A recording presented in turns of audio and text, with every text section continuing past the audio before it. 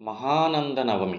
ఇది మాఘ, భాద్రపద మరియు మార్గశిర నెలల్లో శుక్లపక్షం యొక్క నవమిలో పాటిస్తారు. ప్రస్తుతం శ్యామల నవరాత్రులు అనగా గుప్త నవరాత్రులు జరుగుతున్న నవమి.